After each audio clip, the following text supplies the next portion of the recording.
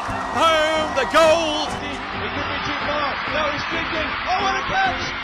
Puts a spicy forehand out in front of Naomi Morcilla. Wu for the win. Team Canada. Garrett Wu! Santos with the layout grab. Oh, that fantastic grab. The claws of Chaffer. Canada just became the world champions.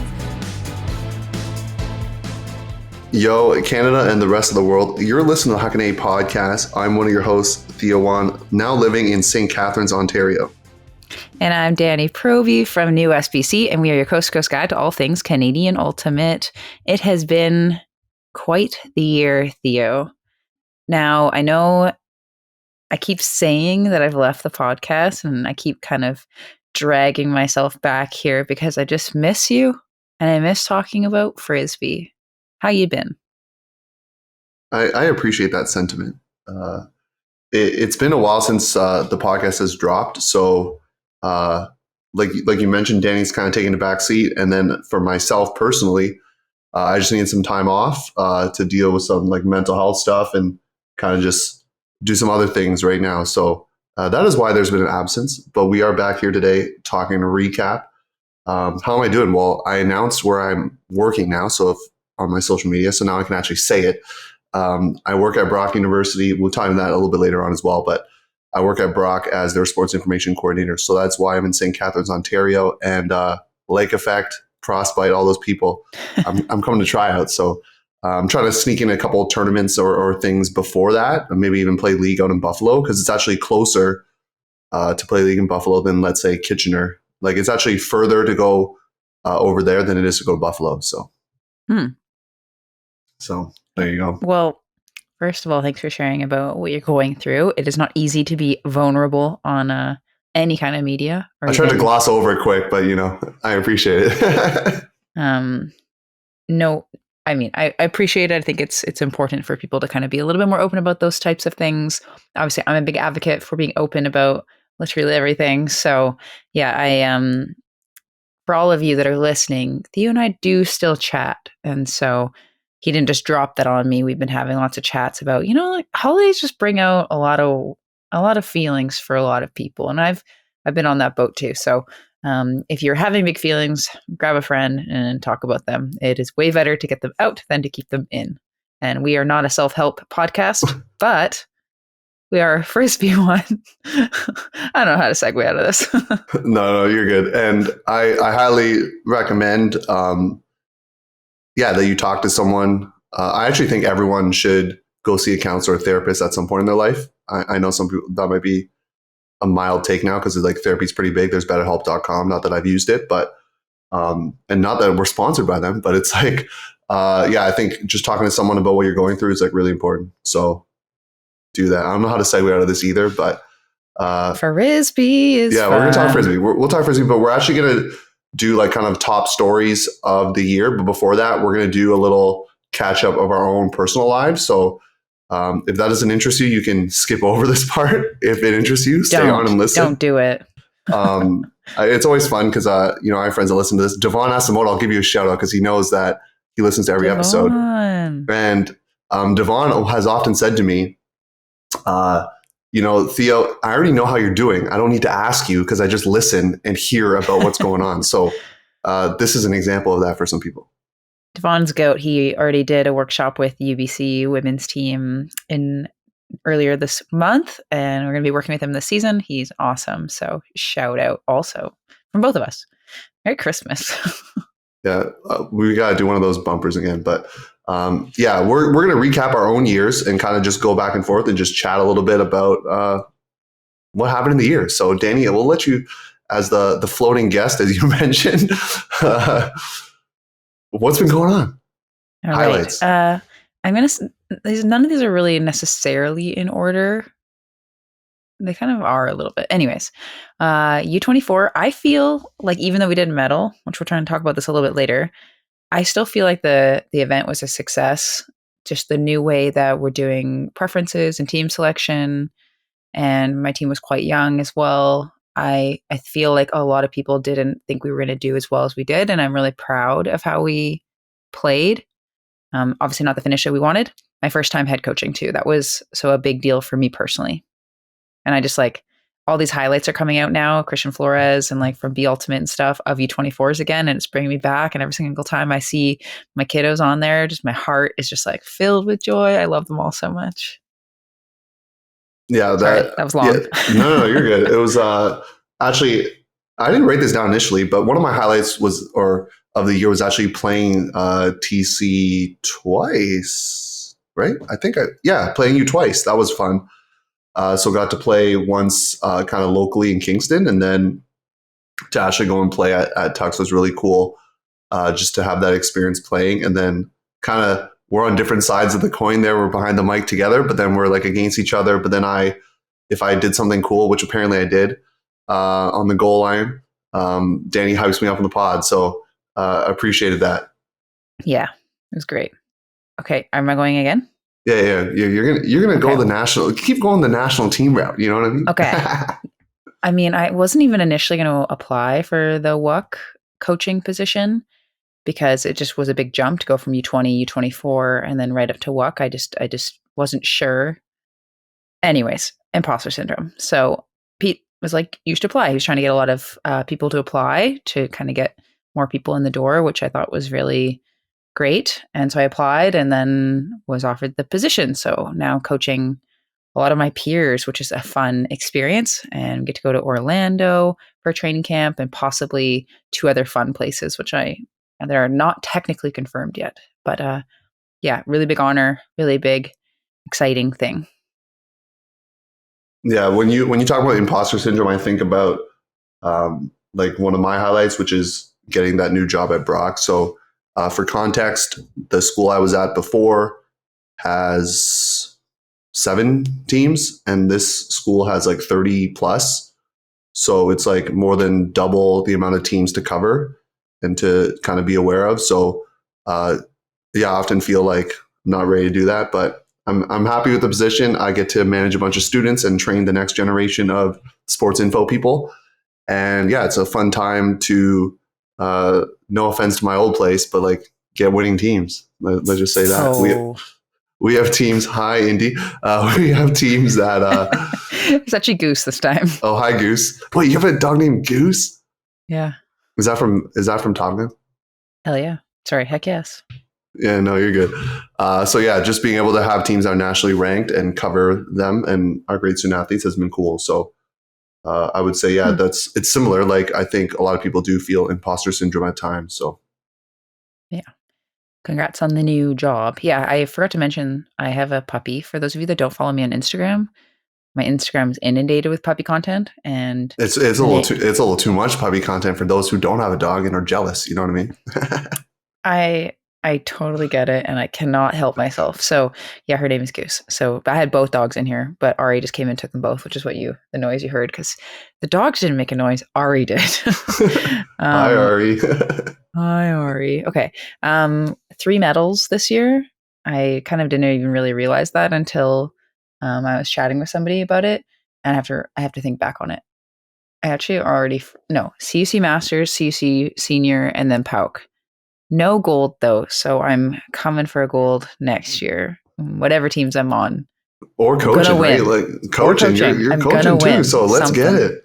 Let's get it. I'm sick of this silver bronze stuff. I mean, I'm honored, but I'm sick of it.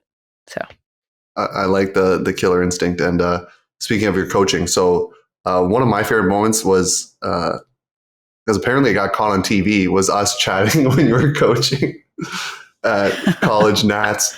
I don't know what I was saying to you, but just your reaction and like, it was just a fun time. So that was on ESPN Plus or whatever it was. And that was just a fun time. So College Nats in general for me was super an honor to be a part of, to do D3 and D1, and then to do a trip with May, one of the Ulti-World video camera operators. Went to Chicago, got to see Von Allen Gilon, which was really cool, from formerly of Machine.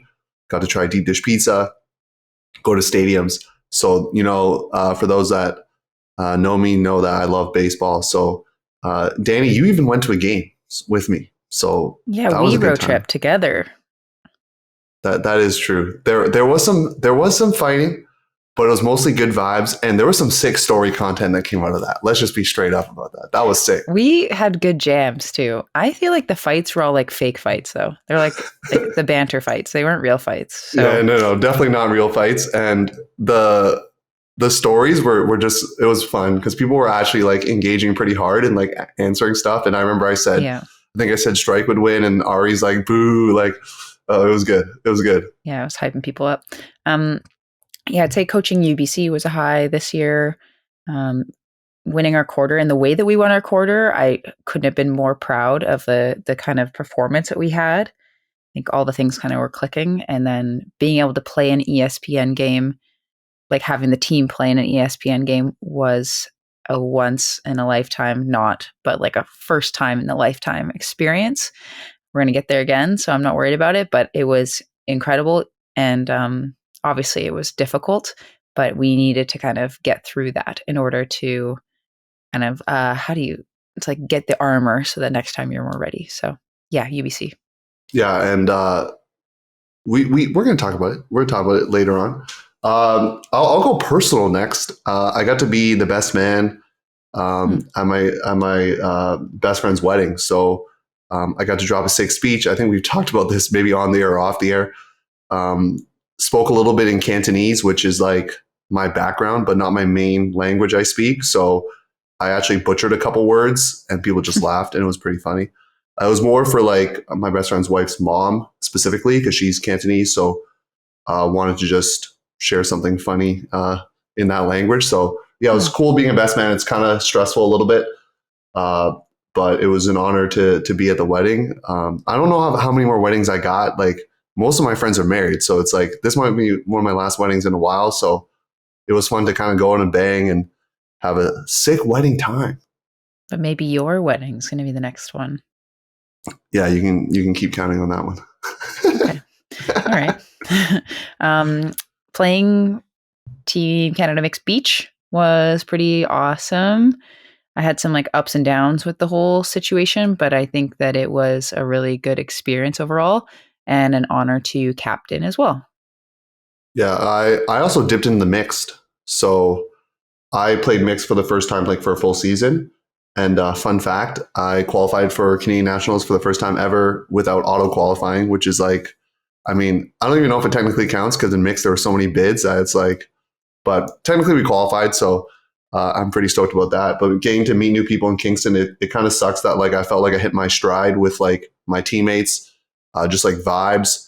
I remember when I left, there was like a lot of them that came out and like we had like a final dinner together. So it kind of sucks that I left, but I had a good summer with them and it was fun to play mixed over there. And I guess I'll keep continuing because I'm going to talk about Nats. I enjoyed Nats. It was fun to be a part of. It was kind of a challenge in terms of like, I think we've talked about this, like trying to cover it and play at the same time. That was like a little bit of a challenge, but something I look back on was like, that was really cool that we did that. And then I got to commentate one game in each tournament, which was cool because I went to juniors a bit early or to senior nationals a bit early. And then we got to do a game, which was fun. And then got to do the senior open final. So got to play and commentate, which was a fun time in your neck of the woods, Vancouver. Vancouver in quotations. Okay. Are you done your little list? I think I have one more. Okay.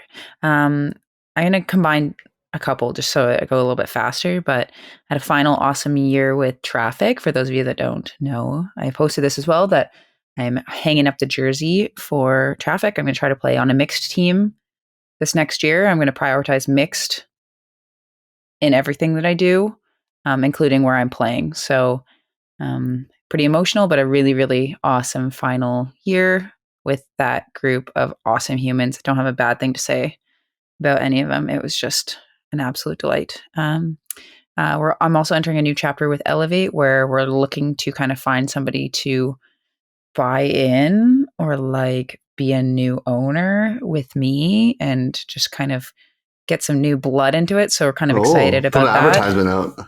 Heck yes. So if you listen to this and you have an entrepreneurial spirit, hit me up. Yeah, we think there's a lot of potential with it, but we're just both a little bit like we've been doing it for long enough now that we need somebody a bit more just energized to come in and shake it up. The bones are all there. It's a great kind of lifestyle business. So hit me up. Yeah. The last one for me is related to, you guessed it, commentary. I got to go to Colorado to do US Open and the YCCs, which was really, really cool. Unfortunately, Danny was not in the building, but yeah, it was a fun time. And I kind of wish in hindsight that I could have traveled a bit more. So if I do end up getting to go to a tournament like that again, I would request to and somehow plan to like actually see Colorado, because I was literally in and out of Colorado. I didn't see anything. It was like, you're there for the tournament. It's like when we're off like duty commentating, like I'm prepping for the next day's game. So it's like I'm not visiting anywhere and no one's able to do anything with me because they're all prepping for the next day. So yeah, it was cool to do US Open specifically. And then I also got to do, as I mentioned already, College Nat. So getting a little more commentating experience and getting to do some really high level stuff was the last highlight I have. Perfect segue. I never thought I'd be doing commentating. I thought maybe for CUCs or like junior nationals or something that would be fine because I know a lot of players or whatever, but I don't think that it's natural for me. And I don't think that I have the right voice for it, as I'm saying that as a podcast host.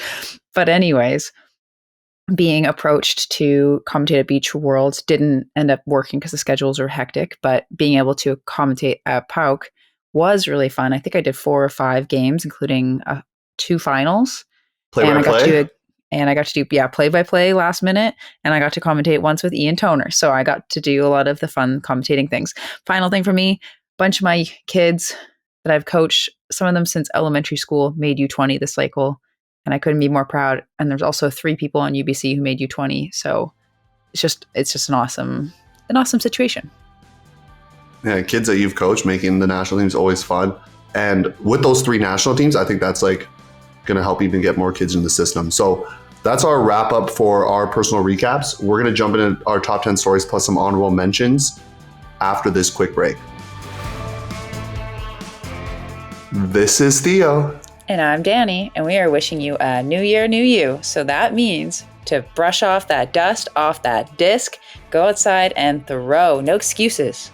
No excuses, not even snow. And you're listening to the Huckin Eh podcast, your coast-to-coast guide to for all things Canadian Ultimate. All right, so we're back. We're talking top stories. I know this podcast is going to drop in January, but hey, it's still recapping 2023. These stories are in no particular order. Maybe the first one is in particular order just because this was a hot story. I know I apologize to the fans because I know we promised someone from the team to talk about this, but it just didn't end up working out. And those are circumstances, it just was not probably the best idea to do that. So that person did not come on, and we saw the story, which is that a team from Durham, Ontario that qualified for nationals got disqualified. I was asking our resident fact checker, and that has never happened in CUC history where a team has qualified and then like lost their bid. So yeah, basically you probably know the story by now. They beat a team called Too Bad in the game to go. An eligible player gets I should know this, but like I'm not sure who brought it up to Ultimate Canada. Basically, there's some discrepancy on even just communications of like who said what. So we're not going to get into that. But basically, from what I know, a few weeks before, Hound has their bid taken away, and then Too Bad gets the bid, and they have like a couple weeks to like find players and go. And the most ironic thing is that they have to get players on the team that they beat, which is GT. So a bunch of those players ended up playing for Too Bad at this tournament. So Too Bad had to beat them in the game to go to get there. So once again, not all the details are fully out, like, or from Hound's perspective, and we're not here to speculate that. But this was a big story. Like it was a big story of the year. It's like scandalous. It's like the Tula scandal, but this year's version. Hey, that emergency pod did really well. That's all I'm going to say on that Tula scandal. But any thoughts on that? Like any other thoughts? I think we've talked about it. Well, I know we've talked about it before, but. I mean, without having all the facts in front of me that are substantiated through Ultimate Canada, it's kind of hard for me to comment. We did have a lot of people really wanting us to comment on it, but we're not TMZ out here. We're a very factual, very professional organization here at the Huckin Eh podcast, so I'm going to leave it as it is. Number 2 story, not in any order. Yeah, this from here. It's no order, legit. Yeah. So a little hometown sadness. Furious George not making it to finals and CUCs for the first time ever. Strike, though, kind of being the hero villain, depending upon which side you play for. But Strike puts himself in Canadian history by ending Furious George's streak. So they ended up beating them in semis, but then Furious was able to bounce back and beat Phoenix in order to medal. And before this, Furious hadn't lost a game at CUCs since 2015. And before that, I think it had never happened. Something like that. Yeah, I believe that's right. Yeah. When Goat beat Furious in Winnipeg in 2015, I think that was the first time they had lost. So crazy. Yeah. And for those we're going way back playback here, but in 2012, this is my first nationals. Mark Lloyd was on the General Strike team, and General Strike was on the doorstep of beating Furious in Victoria, and General Strike lost, and Furious came back. So 10 years plus later, General Strike gets their revenge, and Mark Lloyd is on General Strike when this happens. Come on, that's a big story. That's a big story. Yeah, I remember being in the bars. I think that was in Victoria that happened. Or you said Winnipeg. I remember being in the bars, wherever it was. Victoria was 2012 when, General Strike had multiple chances. Mark Lloyd specifically, multiple chances. We saw them all in the bar, and my friend and I, Nicole Parker, actually, she plays on Traffic still, tried to like cheer them all up because we were just like drunk 19-year-olds or whatever we were. You felt bad, but it probably didn't help them. It did not work at all. Yeah, we're talking more champions here, and I'm going to do this one specifically to give them some love. But McMaster, you're 3-time champions. That is a big story. That's a big deal for them. Obviously, their first title, they won by quote-unquote DQ. They came second that year, but U of T got stripped of their title. So in the record books, they hold the title. And then last year, they beat Manitoba in pretty commanding fashion, I would say. And then this year, I mean, their regular season wasn't the best. They know that. And even their first day, they came back from pool play, didn't have the best pool play. You know they're a win team. They come back, you know the story. They win out and win the title. The most impressive game, I would say, is the one that I was streaming and watching, which was when they came back against Ottawa, going upwind multiple times, having patience on offense and the throwers to go upwind and break and beat Ottawa, who was winning pretty much the whole game. So love to McMaster. Use that audio on your next video, McMaster. Theo giving you nothing but love. I don't know. I guess it's not the same effect. We should just say one quick bite. That's like, they can't do it again. They can't possibly do it again. I'll do it right now. McMaster won't win a 4th straight title. Quote that right now. McMaster will not win a 4th straight title. Will not happen. No way. Soundbite it. There you go. Some dubstep in behind, please. All right. In other news, Queen's Open goes undefeated in the college season, which is they did this the year before, right? Same thing. In the regular season, yeah, and then they did not have a good nationals. We do not talk about 2022 in this podcast. Okay, so they were down by a point 7 times during the season, and only down by a break 5 times this year. That's the facts I got.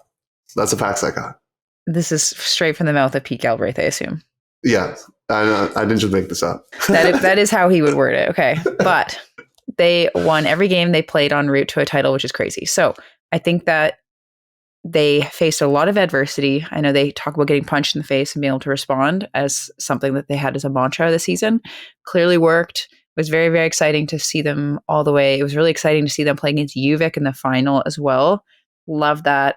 It's been a good year for Pete, so hopefully he can continue his winning ways in 2024. Yeah, wishing that good mojo along.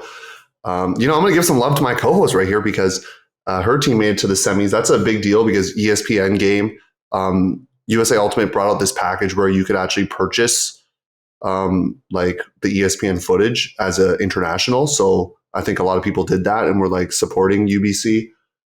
So first time since 2017. I can confidently say none of the coaching staff that was on this year's edition was there in 2017, nor players, because that's like a long time ago. So a new feeling for a lot of them. A good year, and people were hyping them up, not us, or not me specifically, but like the media pundits out there in Ulti World. And then they go undefeated in pool play at Nats. And then, as you mentioned already, beating Tufts in quarters, 15-11, I believe. And then just, I'm going to blame the darkness of the night. It was just a bad night. It was too dark. And honestly, I was on field level, like keeping stats. It was pretty dark out there. Like, I was like, how are people seeing here? Like, the lights is not that bright. Weren't. So when you win the flip, pick light as your jersey color if you're in that 8 p.m. time slot. No excuses, but if you do get the opportunity to choose light. That's all I'm going to say. UBC was wearing blue jerseys, and it was dark.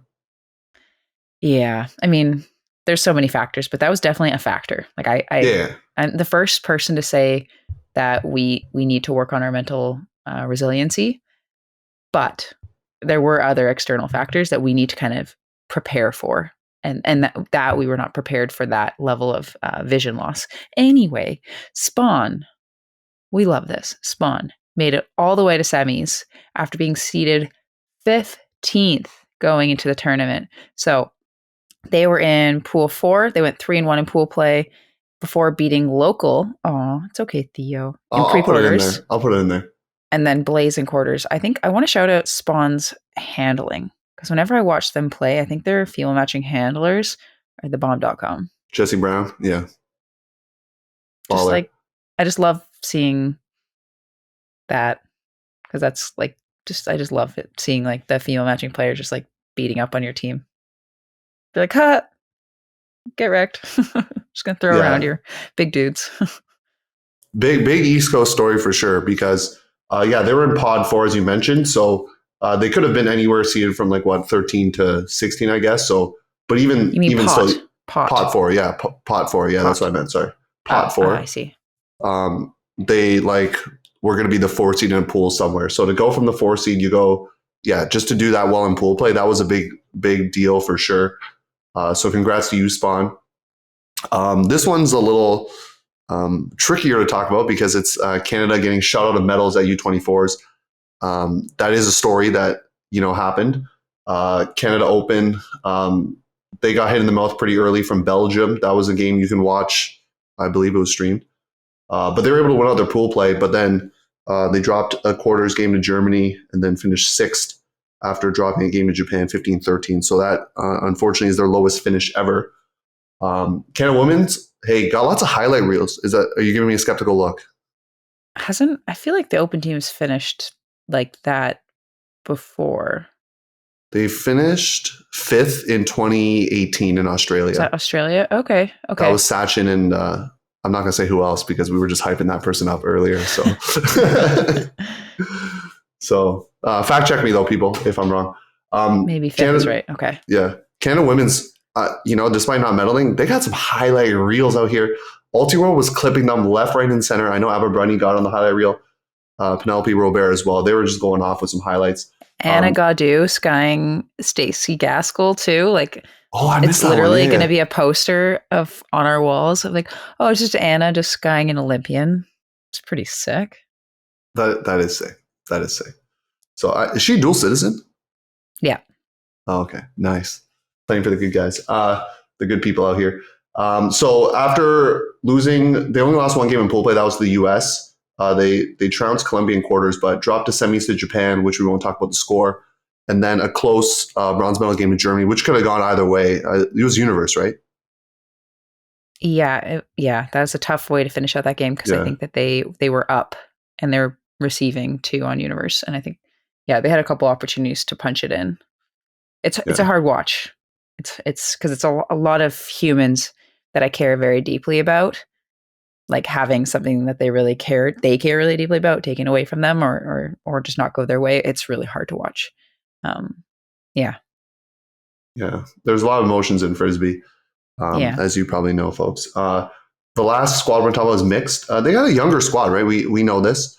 They come 4th, besting their the 5th place finish that the mixed team had in 2019. Obviously, most of those players weren't on the team then. I think maybe a couple. I can't remember. Just Megan Gillis. Okay, there you go. Undefeated in pool play and through quarters. And I know a lot of people didn't expect that. You mentioned that already. They do run into Singapore, lose in the semis in a pretty close game, and then same thing with Japan as well. So settle for 4th. This is my note.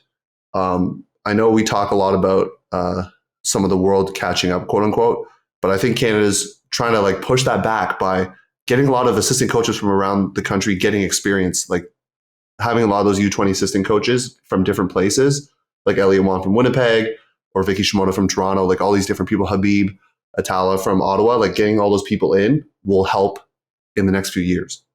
So watch out for that. I mean, other countries are also sending 3 teams to U20s, but not all countries can. But I think getting more people in the U20 circles will help just with development. I still like your U17 idea. Thank you. I think that's still being proposed. I don't know. I don't know what's happening with that. Speaking of juniors, Ottawa juniors on the come up. I mean, they've been up, but they're still up. They earn 3rd in Open and the program best 2nd place finish in women's. It was super exciting. That semifinal that they played against Vortex, incredible.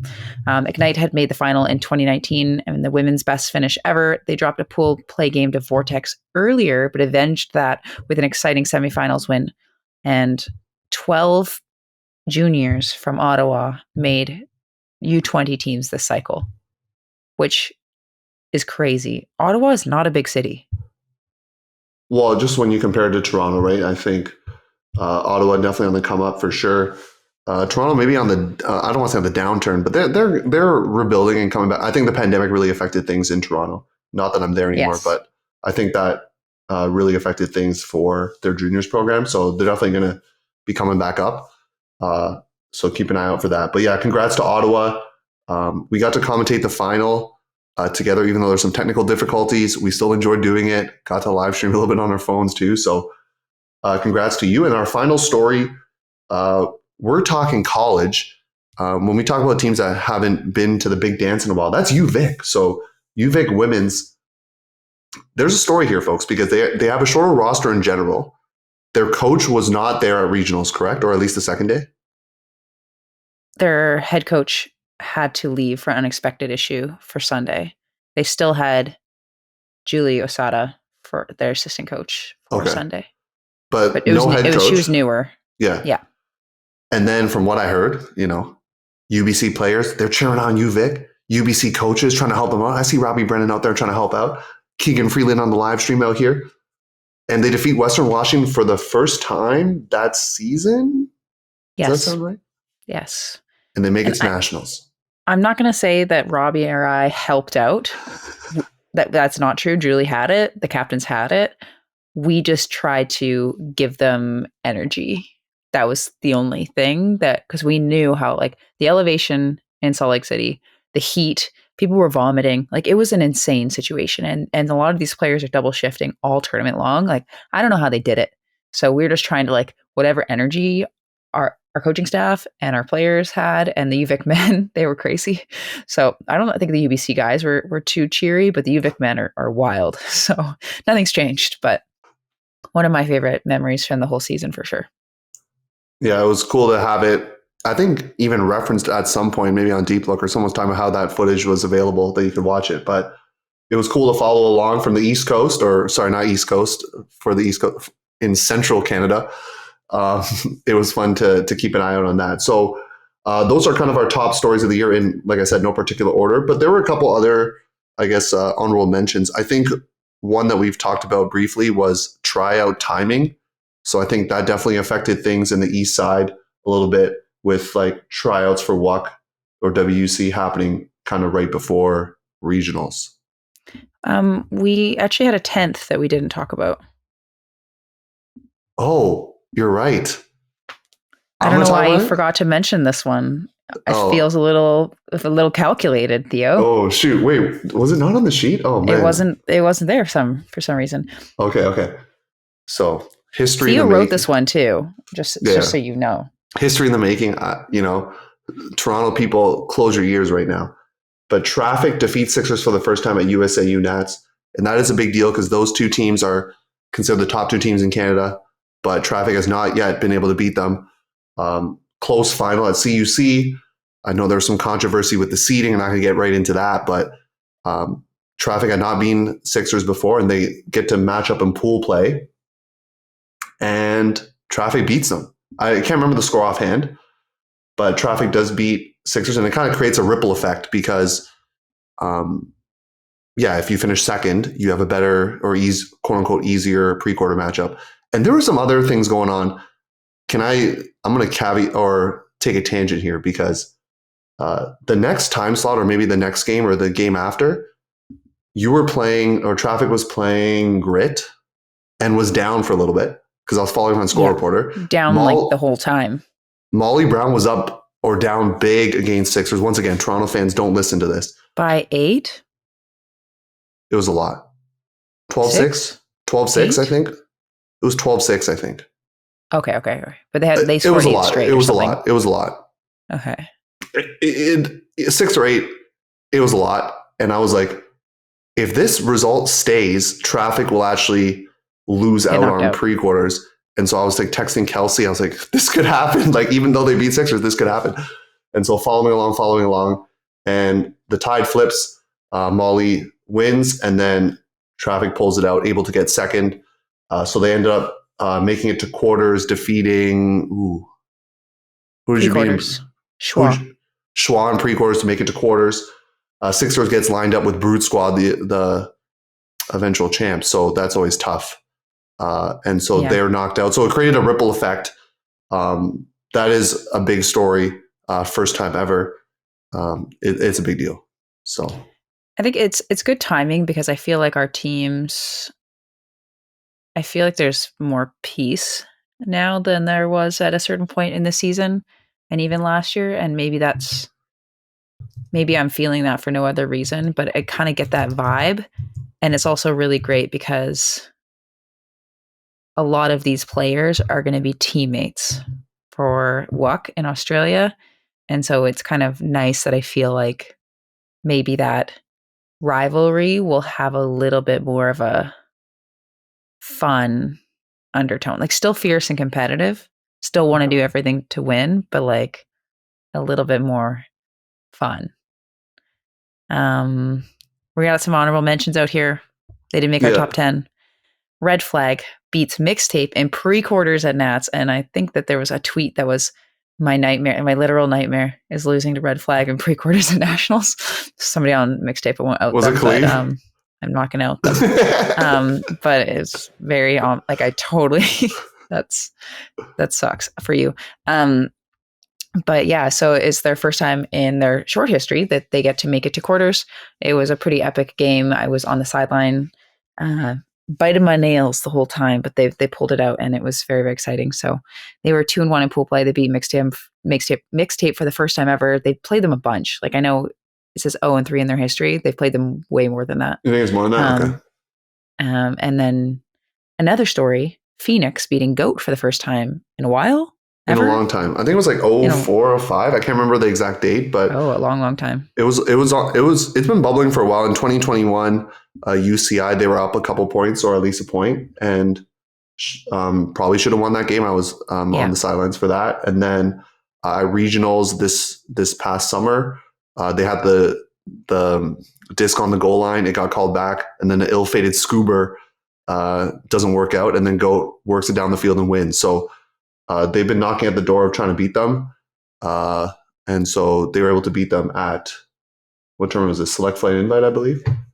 I might get my timelines mixed up. I wonder if regionals was before this tournament. But either way, they're able to beat GOAT for the first time in a long time. So shout out there. Any other, I think there's one more honorable mention, right? Yeah. One more.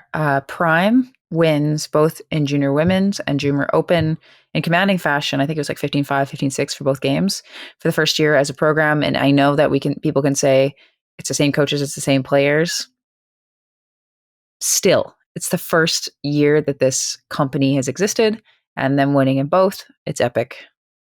Definitely worthy of an honorable mention.